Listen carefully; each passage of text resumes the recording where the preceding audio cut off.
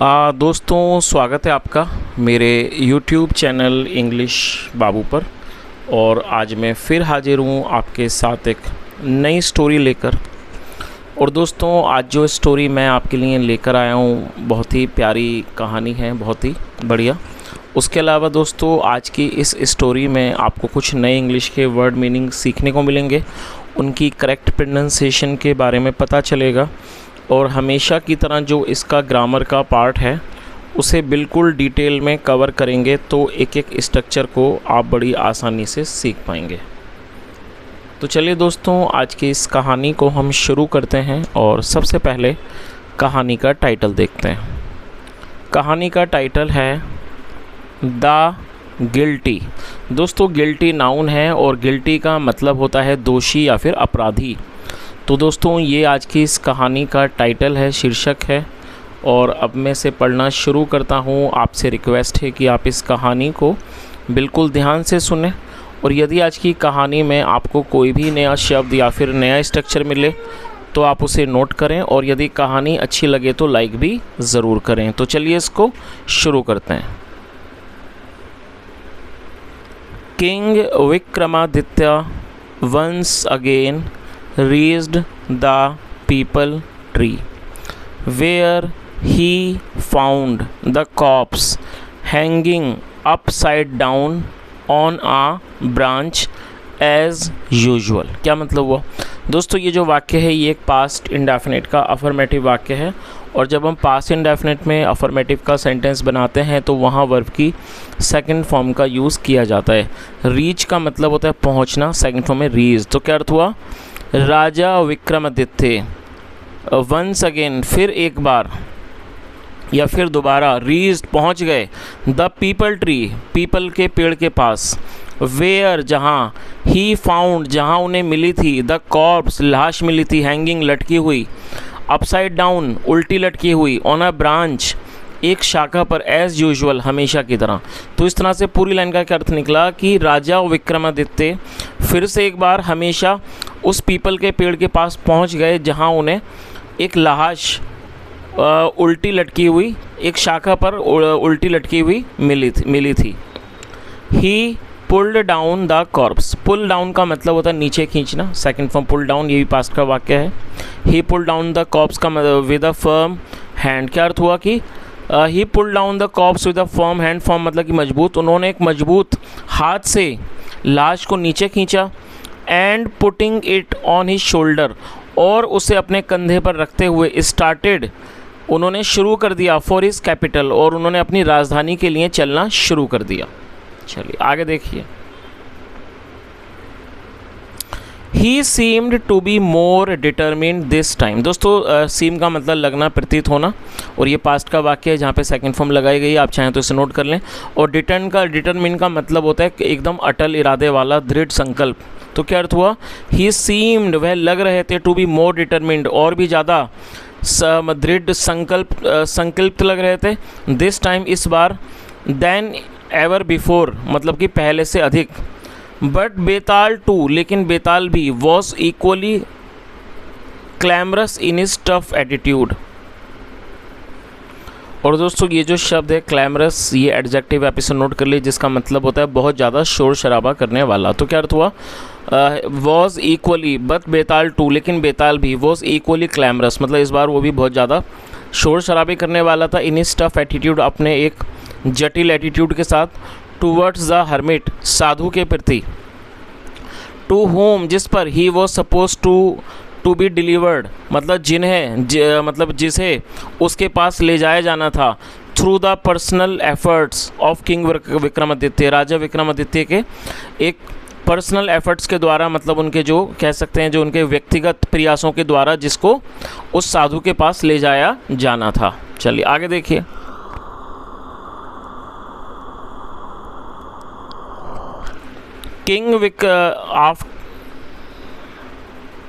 After King Vikramaditya had covered quite a good distance, Beetal spoke to him। दोस्तों, ये जो वाक्य है ये पास्ट परफेक्ट का वाक्य है। पास्ट परफेक्ट मतलब पास्ट में किसी क्रिया का पूरा होना पाया जाना, और यहाँ हैड के साथ थर्ड फॉर्म का यूज़ किया गया है। तो क्या अर्थ हुआ? After king Vikramaditya had covered quite a good distance, मतलब क्या हुआ कि राजा विक्रमादित्य के काफ़ी ज़्यादा जो डिस्टेंस था, दूरी को वो तय करने के बाद बेताल स्पोक टू हिम, बेताल ने उनसे कहा, विक्रम नो डाउट, कोई संदेह नहीं है, यू विल इवेंचुअली सक्सीड। और दोस्तों इवेंचुअली का मतलब है अंत में, और सक्सीड का मतलब सफल होना। तो उसने क्या कहा कि विक्रम इसमें कोई शक नहीं है, यू विल इवेंचुअली सक्सीड, कि अंत में तुम सफल हो जाओगे, इन टेकिंग मी, मुझे ले जाने में, टू दैट विकेट हर्मिट, उस दुष्ट, विकेट मतलब तो उस दुष्ट हर्मिट के पास, साधु के पास, बट लेकिन स्टिल फिर भी, it is long way of, ये फिर भी ये एक लंबी दूरी है, लंबी यात्रा है। सो इसलिए इट इज़ बेटर, ये अच्छा होगा, you listen to one more story from me, कि तुम मुझसे एक और कहानी सुनो। सेइंग सो, ऐसा कहते हुए बेताल स्टार्टेड टेलिंग द स्टोरी, जो बेताल था वह कहानी सुनाने लगा। एंड विक्रमादित्य बिगिन, और ये बिगिन की सेकंड फॉर्म है, और जो विक्रमादित्य थे उन्होंने शुरू कर दिया to listen to him silently, और विक्रमादित्य ने उसे साइलेंटली मतलब खामोशी से उसे सुनना शुरू कर दिया। चलिए आगे देखिए। चलिए दोस्तों, यहाँ से अब बेताल की कहानी शुरू होती है। अब आप भी इसको ध्यान से सुने। क्या अर्थ हुआ? लॉन्ग अगो, बहुत समय पहले, एक ब्राह्मण by the name of Krishnadatta, एक कृष्णदत्ता नामक ब्राह्मण लिव्ड, रहता था, इन अ सिटी, एक शहर में, नॉन एज चूरापुर, जिसे चूरापुर के नाम से जाना जाता था। तो इस तरह से पूरी लाइन का क्या अर्थ निकला? Long ago a Brahmin by the name of Krishnadatta lived in the city known as Churapur, बहुत समय पहले एक चूरापुर नामक शहर में एक कृष्णदत्त नामक ब्राह्मण रहता था। He had a handsome son whose name was Haridatta. दोस्तों ये जो वाक्य है ये एक पास्ट का पजेसिव सेंटेंस है। पास्ट पजेसिव का अर्थ होता है जब हम पास्ट में कोई ऐसा वाक्य बनाते हैं जहां ये दर्शाते हैं कि पास्ट में किसी व्यक्ति के पास कुछ था, ऐसे वाक्यों को पास्ट पजेसिव कहा जाता है। और पास्ट पजेसिव में हैड का यूज़ हेल्पिंगर के रूप में किया जाता है। जैसे मान लीजिए एग्जांपल है, मेरे पास एक घड़ी थी, तो इस वाक्य में मैं क्या दर्शा रहा हूँ कि मेरे पास पास्ट में कोई बीते हुए समय में कोई वस्तु थी, मेरे पास घड़ी थी, ये पास्ट का है। तो इसको हम कैसे बनाएंगे? I had a watch. तो आपको हैड का यूज़ करना है हेल्पिंगर के रूप में। तो क्या अर्थ हुआ? ही हैड अ हैंडसम सन, उसका एक सुंदर बेटा था। हुज नेम, जिसका नाम, वॉज हरिदत्त, जिसका नाम हरिदत्त था। तो दोस्तों इस तरह से पूरी लाइन का क्या अर्थ निकला? He had a handsome son whose name was Haridatta, उसका एक सुंदर बेटा था जिसका नाम हरिदत्त था। और दोस्तों यहाँ पर मैंने आपको पास्ट पजेसिव के बारे में बताया, तो मैं आपको एक वाक्य देता हूँ, आप उसको ट्रांसलेट करें, कमेंट में बताएं। वाक्य को लिख लीजिए। राजू के पास एक किताब थी। I repeat the sentence, Raju के पास एक किताब थी। दोस्तों इस वाक्य को आप ट्रांसलेट करें और कमेंट में बताएं। आगे देखिए। Haridatta was as learned as his father. दोस्तों लर्न का मतलब होता है विद्वान, और ये पढ़ा लिखा, और ये एडजेक्टिव आप इसे नोट कर लीजिए। तो क्या अर्थ हुआ कि हरिदत्त अपने पिता की तरह, अपने पिता के जितना ही Haridatta was as learn as his father का मतलब हुआ कि हरिदत्त अपने पिता की तरह या पिता के बराबर बुद्धिमान था। He had studied all the Vedas and the Shastras। और दोस्तों ये जो वाक्य है ये पास्ट परफेक्ट है जहाँ पे हेड के साथ थर्ड फॉर्म लगाई जाती है। He had studied का मतलब हुआ कि उसने अध्ययन किया हुआ था, all the Vedas, सारे वेदास का, and the Shastras, और सारे शास्त्रों का और वेदास का उसने क्या था? अध्ययन किया हुआ था। When Haridatta attained marriageable age, attain का मतलब प्राप्त करना, और दोस्तों मैरिजेबल का मतलब था विवाह योग्य। तो क्या अर्थ हुआ कि जब हरिदत्ता की शादी के लायक या शादी के योग्य उम्र हुई, his father started looking for a suitable girl for him. दोस्तों लुक फॉर मतलब होता है ढूंढना। तो क्या अर्थ हुआ कि जब हरिदत्त की शादी के लायक या विवाह योग्य उम्र हुई, his father started looking for a suitable girl for him, उसके पिता उसके लिए एक अच्छी लड़की, एक सूटेबल मतलब कि जो एक उचित लड़की थी वो उसके लिए ढूंढने लगे। But as the luck would have it, और बट लेकिन जैसा भाग्य में था, Krishnadatta passed away. Pass away का मतलब होता है किसी का गुजर जाना, सेकंड पास्ट अवे। लेकिन जैसा भाग्य में था, जो कृष्णदत्ता था वह गुजर गया। Krishnadatta passed away before he could perform his son's marriage, अपने इससे पहले कि वो अपनी बेटी का विवाह कर पाता, शादी कर पाता, जो कृष्णदत्ता था वो गुजर गया। चलिए आगे देखिए। After the death of his father, क्या मतलब हुआ कि after the death of his father, अपने पिता की मृत्यु के बाद Haridatta had to shoulder the family responsibility. दोस्तों हैड टू का मतलब होता है, ये पास्ट पॉजिटिव वाक्य है, जब पास्ट में किसी व्यक्ति को कोई काम मजबूरी में विवशता में करना पड़ता है तो ऐसे वाक्यों में हैड टू का यूज़ किया जाता है। और तो क्या अर्थ हुआ कि Haridatta had to shoulder the family responsibility. दोस्तों शोल्डर का मतलब कंधा होता है, लेकिन उसके अलावा सहारा देने को भी शोल्डर कहा जाता है। तो क्या अर्थ हुआ कि हरिदत्ता को परिवार की जो जिम्मेदारियां थी उसको सहारा देना पड़ता था। ही प्रूव्ड अ टैलेंटेड सन, और वो एक प्रतिभाशाली बेटा साबित हुआ। As he kept the family prestige high, क्योंकि उसने जो परिवार की जो प्रतिष्ठा थी, और दोस्तों आप इसे नोट कर लीजिए इस शब्द को, प्रेस्टीज का मतलब प्रतिष्ठा, प्रतिष्ठा। क्या अर्थ हुआ कि ही प्रूव्ड अ टैलेंटेड सन, वो एक प्रतिभाशाली बेटा साबित हुआ। एज, क्योंकि ही kept the family prestige high, क्योंकि उसने परिवार की प्रतिष्ठा को ऊंचा रखा। कीप मतलब रखना, और ये सेकंड फॉर्म है। चलिए आगे देखिए।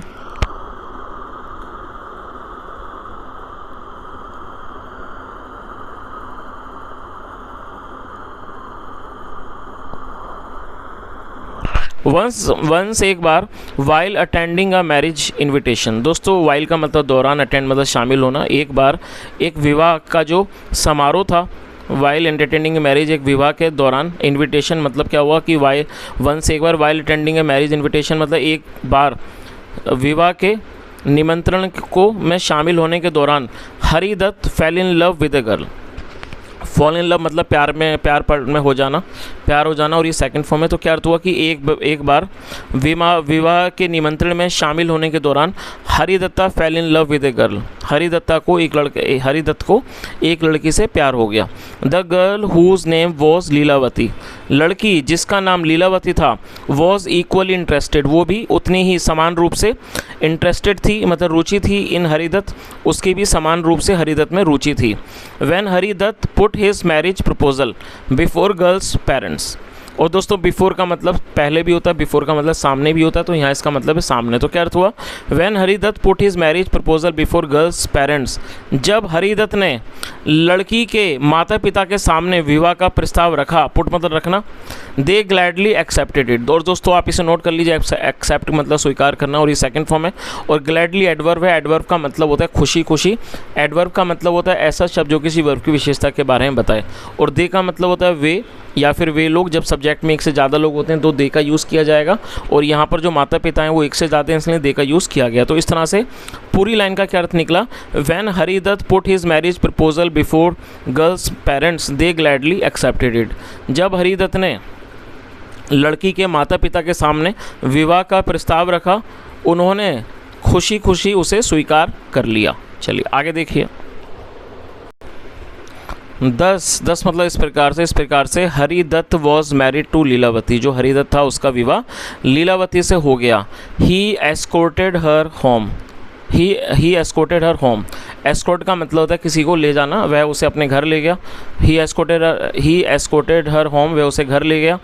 एंड बिगेन टू इन्जॉय, और वो आनंद लेने लगा था मैरिटल ब्लिस। दोस्तों मैरिटल ब्लिस का मतलब होता है वैवाहिक सुख, और वो वैवाहिक सुख का आनंद लेने लगा डे एंड नाइट, दिन रात। तो इस तरह से पूरी लाइन का क्या अर्थ निकला कि वह उसे अपने घर ले गया, and began to enjoy the marital bliss day and night, और वो दिन रात वैवाहिक सुख का जो आनंद था वो लेने लगा। चलिए आगे देखिए। बट एवरी डे, लेकिन हर दिन, every day is not the same day, लेकिन हर दिन एक जैसा नहीं होता है। वंस एक बार, while Haridatta was taking bath in fresh water, water lake along with his wife. और दोस्तों ये जो वाइल का मतलब है ऑलरेडी बता चुका हूँ, वाइल का मतलब होता है दौरान। तो क्या अर्थ हुआ, वंस एक बार, वाइल जिस दौरान, Haridatta was taking bath, Haridatta जिस दौरान स्नान कर रहा था, in a fresh water lake, एक ताज़ा पानी की लेक में, लेक मतलब होता है झील, और जिस दौरान हरिदत्त ताज़े पानी के झील में स्नान कर रहा था अलॉन्ग विद हिज वाइफ, अपनी पत्नी के साथ। हिज वाइफ स्लिप्ड, स्लिप मतलब फिसलना, और ये सेकंड फॉर्म है, जो उसकी पत्नी थी वो फिसल गई। And drowned in the lake, और वो नदी और वो झील में डूब गई। दोस्तों आप इसे नोट कर लीजिए, ड्राउन का मतलब होता है डूबना या फिर डूबकर मृत्यु हो जाना, और ये सेकंड फॉर्म है। तो इस तरह से पूरी लाइन का क्या अर्थ निकला कि एक बार जिस दौरान हरिदत्त अपनी पत्नी के साथ ताज़े पानी के झील में स्नान कर रहा था, हिज वाइफ स्लिप्ड, उसकी पत्नी फिसल गई, and drowned in the lake, और झील में डूब गई। Haridatta was so shocked at his wife's death. दोस्तों शॉक का मतलब होता है बहुत ज़्यादा, किसी चीज़ का धक्का लगना, किसी भी चीज़ का गहरा सदमा लगना, उसे भी शॉक कहा जाता है। तो क्या अर्थ हुआ? Haridatta was so shocked at his wife's death that he almost lost his mental equilibrium. क्या अर्थ हुआ कि जो हरिदत्त था वो सो शॉक्ड, उसे इतना ज़्यादा उसको गहरा सदमा लगा एट हिज वाइफ्स डेथ, अपनी पत्नी की मृत्यु का इतना गहरा सदमा लगा दैट कि ही ऑलमोस्ट लॉस्ट, उसने लगभग गंवा दिया हिज मेंटल इक्विलिब्रियम, मतलब जो उसका जो एक मानसिक संतुलन था वो उसने लगभग गंवा दिया। He began to live like a beggar. और दोस्तों लिव का मतलब रहना, व्यतीत जीवन बिताने को लिव कहा जाता है, और बिगिन मतलब शुरू करना, second form begin. He began to live like a beggar, वह एक भिखारी की तरह रहने लगा। इन टॉर्न मतलब कि फटे हुए एंड डर्टी क्लॉथ्स, फटे हुए और गंदे कपड़ों में। अनकट लॉन्ग हेयर, बिना कटे लंबे बाल। एंड अनशेवन, और बिना शेव के। इन ए स्टेट ऑफ अटर डिजेक्शन, और बहुत ही ज़्यादा निराशाजनक स्थिति में, डिजेक्शन मतलब निराशा। And having lost his mental balance, और अपने मानसिक संतुलन को गंवा देने के बाद Haridatta would call out his the name of Lilavati. जो हरिदत्त था वुड कॉल आउट मतलब पुकारना, वो हरिदत्त जो था वो कॉल आउट करता, पुकारता the name of Lilavati, Leelavati के नाम को, ऑन रोड सड़कों पर, एंड इन स्ट्रीट्स और गलियों में। तो इस तरह से पूरी लाइन का क्या अर्थ निकला कि बिल्कुल घोर निराशा में जो अपना जो मेंटल बैलेंस, उसका जो मानसिक संतुलन था उसको गंवाने के बाद हरिदत्त अपना लीलावती का जो नाम था वो सड़कों पर और गलियों में पुकारता। चलिए आगे देखिए।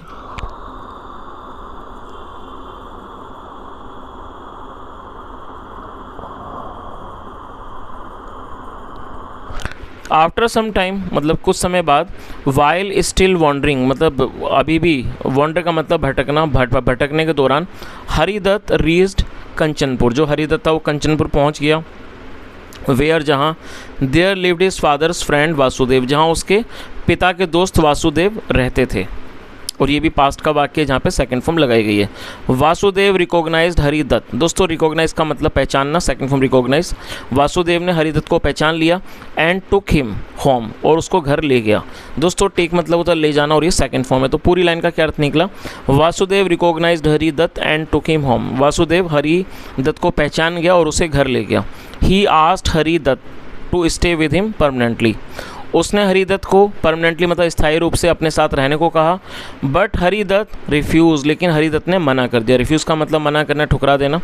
He was not in his senses. जो था हरिदत्त था वो अपने होशो हवास में नहीं था। चलिए आगे देखिए।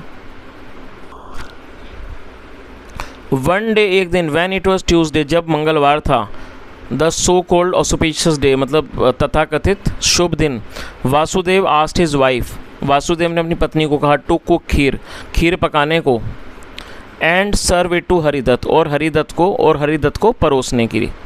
आगे देखिए। Vasudev's wife cooked kheer. दोस्तों यहाँ पर एपिस्ट्रोफी ऐसे, जिसका मतलब काकी के, और कुक मतलब पकाना, और ये सेकंड फॉर्म है। तो क्या अर्थ हुआ कि वासुदेव की पत्नी ने खीर पकाई। And served it to Haridatta, और हरिदत्त को परोस दी। Haridatta carried the kheer bowl. Carry का मतलब ले जाना। जो हरिदत्त था वो कि कैरिड द खीर बाउल, वो खीर के कटोरे को ले गया इन हिज हैंड्स, अपने हाथों में।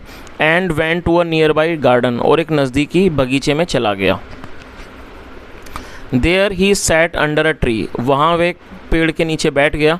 एंड देन, और फिर, after keeping the kheer bowl, और खीर के कटोरे को रखने के बाद, ऑन द ग्राउंड ज़मीन पर रखने के बाद, बिगेन टू वीप, वो रोने लगा। In the memory of Lilavati, Lilavati की मेमोरी में मतलब लीलावती की याद में वो रोने लगा। आगे देखिए। आफ्टर सम टाइम, कुछ समय बाद, ही फेल अस्लीप। और दोस्तों फॉल अस्लीप का मतलब होता है नींद आ जाना, और ये सेकंड फॉर्म है। तो क्या अर्थ हुआ? आफ्टर सम टाइम, कुछ समय बाद, ही फेल अस्लीप, उसे नींद आ गई। At the roof of the tree. दोस्तों रूट का मतलब होता है जड़। At the root of the tree मतलब पेड़ की जड़ में, there lived a poisonous snake, एक जहरीला, पॉइजनस मतलब जहरीला, एक जहरीला सांप रहता था। It came out, come out मतलब बाहर आना, और ये सेकंड फॉर्म है। इट केम आउट, वो बाहर आया। Of its hole, it came out of its hole का मतलब हुआ कि वह, इट्स मतलब अपने, वह अपने बिल से बाहर आया। And reached near the kheer bowl, और वो खीर के कटोरे के पास पहुंच गया। देयर, वहाँ, इट स्पैट इट्स वेनम, और दोस्तों स्पिट का मतलब होता है थूकना, और ये सेकंड फॉर्म है वेनम मतलब जहर। क्या अर्थ हुआ? देयर वहाँ, it spat its venom in the bowl, वहाँ उसने बाउल में मतलब कटोरे में अपना जो जहर था वो थूक दिया। And slithered back into its hole, और वो वापस से अपने बिल में वो घिसट कर चला गया। आगे देखिए।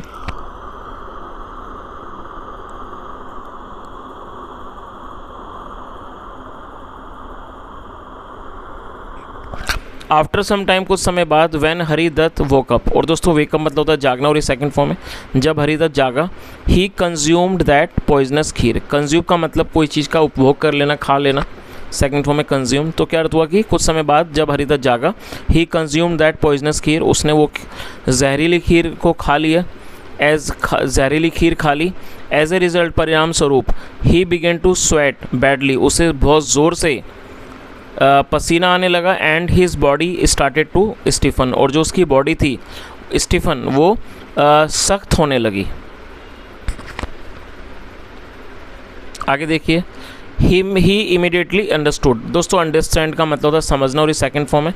इमीडिएटली मतलब तुरंत। ही इमीडिएटली अंडरस्टूड का मतलब हुआ कि वह तुरंत समझ गया दैट कि ही हैड कंज्यूम्ड पॉइजन। तो क्या अर्थ हुआ कि वह तुरंत समझ गया that he had consumed poison, कि उसने जहर का कंज्यूम किया है, उसने जहर खाया है।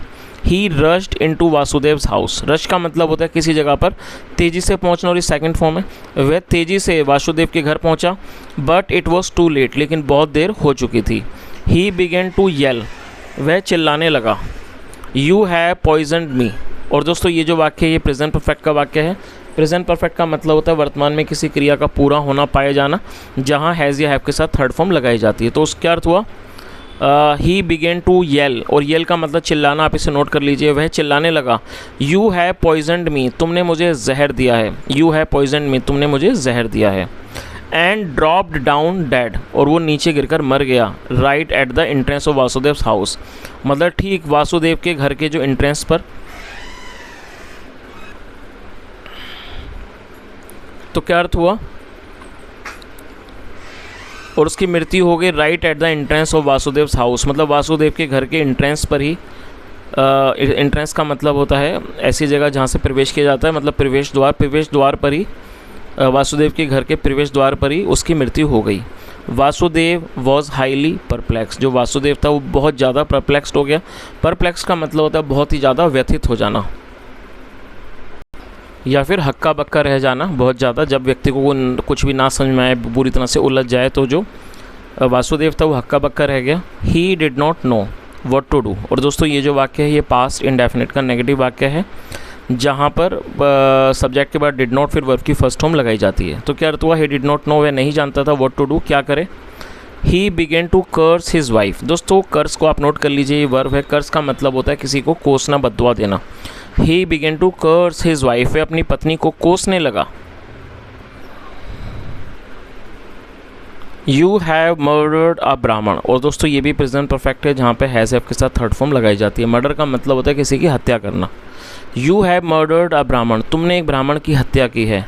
Why did you mix poison in the kheer, और दोस्तों ये जो वाक्य है ये पास्ट इंडेफिनिट का इंट्रोगेटिव सेंटेंस है। जब हम पास्ट इंडेफिनिट में कोई भी इंट्रोगेटिव का वाक्य बनाएंगे तो वहाँ डिड का यूज़ हेल्पिंग वर्ब के रूप में किया जाता है, फिर सब्जेक्ट और फिर वर्ब की फर्स्ट फॉर्म लगाई जाती है। दोस्तों MIX मिक्स का मतलब होता है किसी चीज़ में कुछ मिलाना, और ये वर्ब की फर्स्ट फॉर्म है, और यहाँ इंट्रोगेटिव वर्ड का भी प्रयोग किया गया है। इंट्रोगेटिव वर्ड है वाई। तो जब आप किसी भी ऐसे वाक्य को बनाएंगे कि जहाँ पर आप एक इंट्रोगेटिव सेंटेंस में एक इंट्रोगेटिव वर्ड का भी प्रयोग करना चाहते हैं, तो जो इंट्रोगेटिव वर्ड है उसको हेल्पिंग वर्ब से पहले मेंशन हमें करना होता है। तो क्या अर्थ हुआ? Why did you mix poison in the kheer, तुमने खीर में जहर क्यों मिलाया। और दोस्तों यहाँ मैं आपको भी एक पास्ट इंडेफिनिट का इंट्रोगेटिव वाक्य देना चाहूँगा इंट्रोगेटिव वर्ड के साथ। यदि आप इस स्ट्रक्चर को समझ गए तो वाक्य को ज़रूर ट्रांसलेट करें। आप वाक्य को नोट कर लीजिए। आपने उसकी मदद कैसे की। आई रिपीट द सेंटेंस, आपने उसकी मदद कैसे की। तो दोस्तों ये जो वाक्य मैंने आपको दिया है ये पास्ट इंडेफिनिट का इंट्रोगेटिव वाक्य है, और इसमें एक इंट्रोगेटिव वर्ड का भी प्रयोग किया जाना है। आप उसको ट्रांसलेट करें, कॉमेंट में बताएँ। चलिए आगे देखिए। Vasudev's wrong allegations deeply hurt his wife. दोस्तों एलिगेशंस का मतलब है आरोप। वासुदेव के गलत आरोपों ने उसकी पत्नी को अंदर तक हर्ट कर दिया, मतलब अंदर तक उसको हर्ट किया। हर्ट करने का मतलब होता है किसी को ठेस पहुंचाना। तो क्या अर्थ हुआ कि वासुदेव के गलत जो आरोप थे उन्होंने उसकी पत्नी को अंदर तक हर्ट किया, या कह सकते हैं अंदर तक उसको ठेस पहुंचाई। She got utterly frustrated. और दोस्तों फ्रस्ट्रेटेड का मतलब बहुत ज़्यादा, किसी से परेशान हो जाना, नाराज़ हो जाना, चिढ़ जाना। वह बहुत ज़्यादा फ्रस्ट्रेट हो गई, बहुत ज़्यादा परेशान हो गई। एंड कमिटेड सुसाइड, और उसने सुसाइड कमिट कर लिया, मतलब उसने आत्महत्या कर ली। By jumping into the well, कुएं में कूद कर।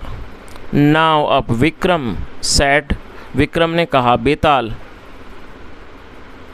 नाउ विक्रम, अब विक्रम सैड, बेताल, बेताल ने कहा, टेल मी, मुझे बताओ, who is to be blamed for the death of Vasudev's wife. तो उसने क्या कहा कि अब तुम मुझे बताओ, who is to be blamed, किसको दोष दिया जाए, for the death of Vasudev's wife's, Vasudev की पत्नी की मृत्यु के लिए।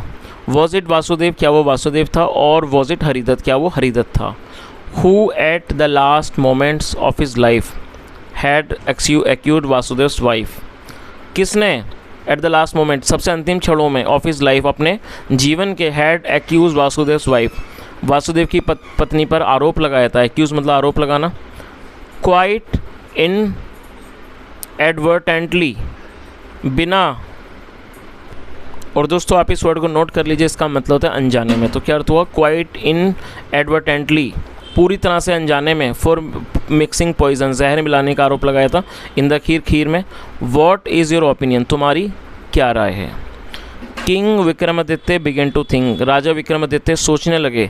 देन ही सेड, फिर उन्होंने कहा, none of those is to be held guilty. तो उन्होंने क्या कहा कि उनमें से किसी को भी दोषी नहीं ठहराया जाना चाहिए। चलिए दोस्तों, आज इस कहानी को हम यहीं तक रखते हैं। कहानी का अभी थोड़ा जो एक पार्ट है वो बचा हुआ है, मैं कोशिश करूँगा इसको कभी नेक्स्ट टाइम कवर करूँ। और यदि आपको आज की कहानी अच्छी लगी हो, मेरा पढ़ाने का प्रयास भी अच्छा लगा हो, तो आपसे रिक्वेस्ट है आप इस वीडियो को ज़रूर लाइक करें, शेयर करें, चैनल को भी सब्सक्राइब करें। यदि कोई भी सुझाव हो तो कॉमेंट में ज़रूर बताएँ। यहाँ तक सुनने के लिए thank you so much. Have a nice day and bye.